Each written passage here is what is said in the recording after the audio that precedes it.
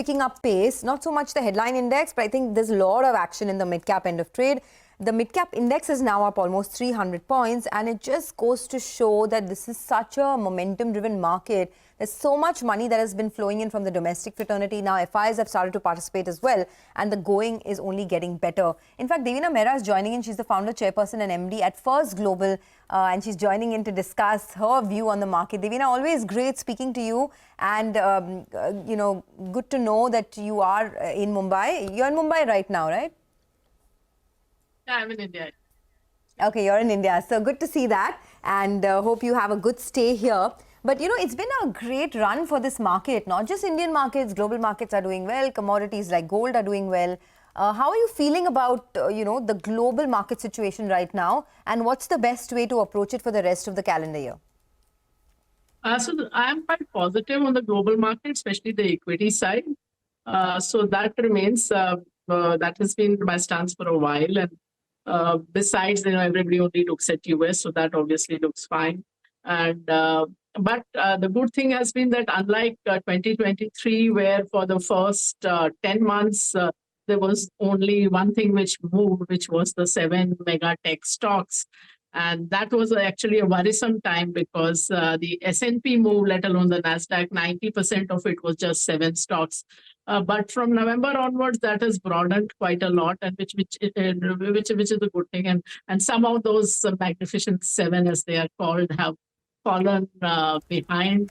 Tesla, I was reading just a couple of days back that it was the worst performing. It has been the worst performing stock so far in the S&P this year. Of course, it rallied a bit since then. But so as I always say, the themes change, the leadership changes, but there are always opportunities. And one market which we have been overweight on from, I think, about a year ago has been Japan. India also, in our global funds, we are somewhat overweight. China, we've been waiting for a bottoming out, but that bottoming out hasn't happened yet. So yeah, there are a lot of things where you can, there are a lot of opportunities, and equity markets in general look fine from a medium-term perspective. So Devina, China has not bottomed out. What will be the markers to assess when China bottoms out, and what is your own view on that market? When will it bottom out?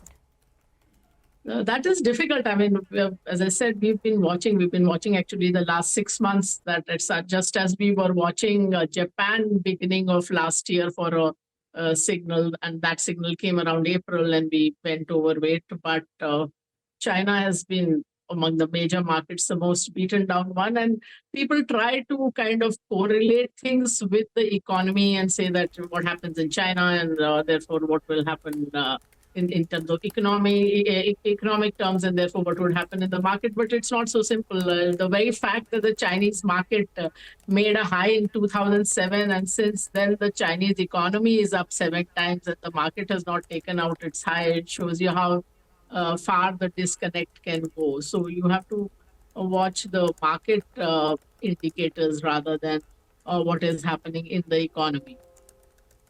Devina, hi, morning. Prashant here. Now, where does one get to make money? I know that in the near term, your view is a bit cautious, next 1 to 3 months, right? So one got to protect downsides as well. But what about commodities? Suddenly there's a fair bit of excitement. That old thesis of a big super cycle and metals like copper is making a comeback. It's a thesis, but we'll see where it goes. Oil prices, 90-ish, sort of hovering there, and other commodities have also been doing well. Is that the space where you think one can sort of make incremental money from here? Just talk to us about that, Devina. Yeah, so in our rebalance, which we carried out just now in the last few days, because we rebalance every quarter, we've added a couple of metal names since you spoke of commodities.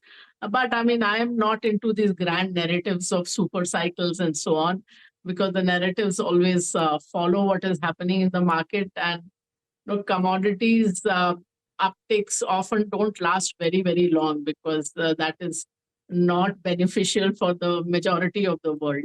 But I mean, as of now, as I said, the metals look good. We've added a couple. As far as the market is concerned, yes, I mean, while I'm cautious about the next 1 to 3 months, That doesn't mean that you should be out of the market, because I always say that there's a risk of being invested in the market, which is a risk of a downside, but there is also a risk of not being invested and missing out of on an up move. And up moves often happen when you least expect them to. So unless there is a possibility, very clear possibility of a big crash, which I don't see, it is better if at all you want to do anything, you can hedge a bit. We were hedged up until now. Those hedges expired. We are just reevaluating how many hedges, how much to hedge now. But we definitely are not making a big cash call, and we plan to be mostly invested. In terms of sectors, I've often spoken about capital goods, industrial metals. So we've been trimming every quarter, but we still remain overweight. Last calendar, from beginning of 2023, we went overweight autos and pharma. We've added in both these spaces in this rebalance also. Will be a little overweight construction. So broadly, that's what we have done. IT is one space I'm watching for bottoming out this year, but again, still waiting for the signals for that to happen. Any early signals? No, not yet. Yeah, I mean, I expect sometime this year that would happen, but right now we are not overweight. Chemicals, and that's another global sector, especially agri-chemicals? I mean, right now our systems have not signaled any big names there. We'll keep a watch. Again, it's a volatile area, and also the chemicals, while we talk of it as a chemical overall segment, often what happens is that something which is good news for one segment of the market is bad news for another segment which uses that product as an input. So chemicals, you have to go into details about every company's product list and what's happening in each of those things. So it's not a sector where I think broad calls work. Devina, just coming back to the larger theme, right? There is so much talk about de-dollarization right now in the global markets, especially with what's happening with gold. But this is a narrative that has been going on for a while. How are you looking at all of this, and how do you think markets like India could either benefit or fit into the scheme of things if de-dollarization plays out? I don't think it's going to happen in any meaningful sense. And as you said, these are narratives, which means they are stories. And stories always follow what's happening in the market. And I'll take you back to 2003 to 2007, when emerging markets did so well. Emerging market index went up 3.5, 4 times. India went up 6, 7 times. And at that time also you had heard that US is over and this is now going to be the century of India and China. That's when BRICS was coined. But as soon as the outperformance of emerging markets went away, all that story was forgotten. So de-dollarization is not going to happen in a hurry. It has, even over decades, very little of that has happened, either in terms of how much of the trade is built in dollars, or in terms of how much of the central bank reserves are held in dollars. And really, if you look at it, what are the alternatives? Euro to an extent is there, which anyway is used, or a little bit of Swiss franc.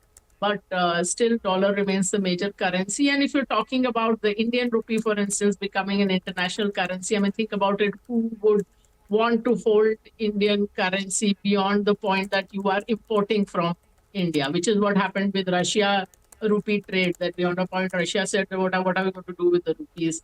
China has a better case simply because they export so much. So, therefore, their currency is acceptable in more places because the countries can use it to import something from China.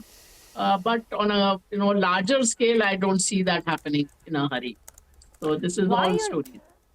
Okay. And why are you not in the camp of a commodity super cycle, Devina? Again, see, super cycles are all stories. If you go back and look at the same people who are talking about super cycles, when had they said it last and what happened? So normally that doesn't, commodities, as I said, hurt a lot more people than they benefit. So commodity bull markets are typically something people don't like, unlike most other bull markets, and therefore difficult to sustain. And so, I mean, stories can be formed anytime, but I don't see that like as a, it happens for a period of time. I'm not saying it will, the commodity prices may not go up for a period of time. I told you we've added metals, but I don't believe in these like 10-year cycles of commodity. Devina, by that same token, would you agree that this entire narrative, and I would call it a story as well, that China is going to disappear as a viable market for investment managers, and ex-China funds, etc., will be the new thing? You think that's also a passing fad?